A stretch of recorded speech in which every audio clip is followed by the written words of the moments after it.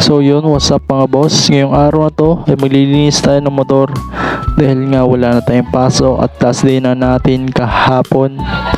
At eto, tatanggalin natin tong lumang plaka at ipapalit natin yung bagong plaka. Matagal din dumating pero ngayon ko lang kinabit.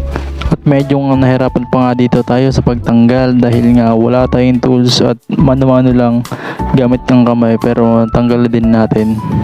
Sobrang solid nga nitong paglilinis natin dahil ilambot tayo ng 2 hours sa paglilinis at sa pagkakabit ng plaka. At bubuksan na nga natin tong parcel na to. Ito yung cover ng plaka para hindi masira o mayupi kapag tinamaan yung plaka mo sa likod ng motor, kasi mas madalas ay pag tinamaan ito ay nayuyupi. Kaya naman naglagay tayo ng matigas na bagay para hindi mayupi agad ang ating plaka at solid talaga. At eto namang bubuksan natin, ito yung gold bolts na ilalagay natin sa plaka. Sobrang ganda nito at sobrang solid. Bagay na bagay ito sa plaka nyo. Yan o, ganda diba? At hindi nga kayo magsisisi dahil hindi nga ito nangangalawang at sobrang solid talaga nito. At dito ilalagay na natin itong matigas na bagay at ilalagay natin itong plate number. At eto, ilalagay na natin itong gold bolts sa plate number natin. Sobrang solid na ito kasi babagay talaga sa white plate number nyo guys. Kaya bumili na kayo sa TikTok shop ko. At tingnan nyo naman kung gaano kaganda yan. Sobrang solid talaga at hindi nga kayo magsisisi dito kapag ito ay binili nyo.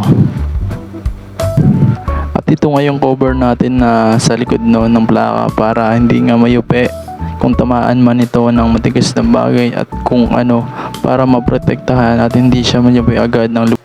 At ito nga rin, bago rin pala natin gulong. Ito yung Pister na nabili natin sa bodega sa may Latero. Ang bili natin dito sa harap likod na dalawang gulong ay 2.8 kasama labor.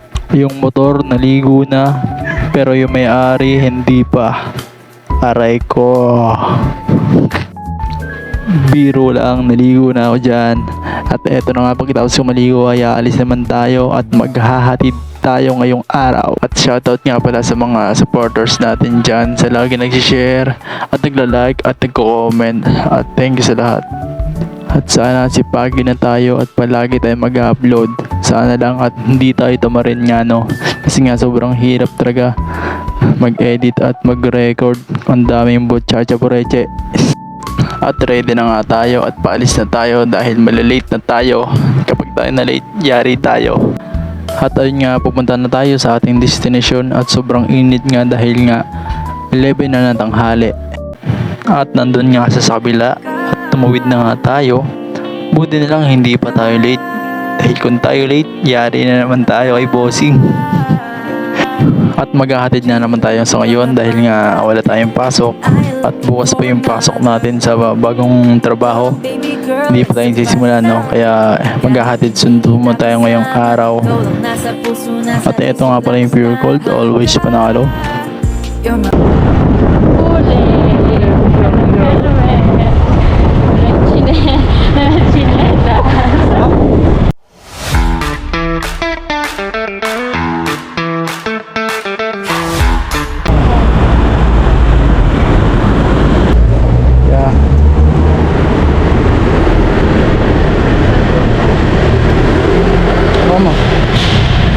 Hindi yung pinasok.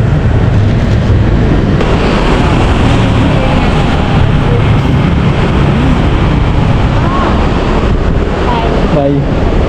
Love you. Pag-goods ko to At hanggang dito na nga lang pala ang video na to, at salamat dahil umabot ka hanggang dulo. At syempre, huwag mo rin kalimutan mag-comment at mag-like.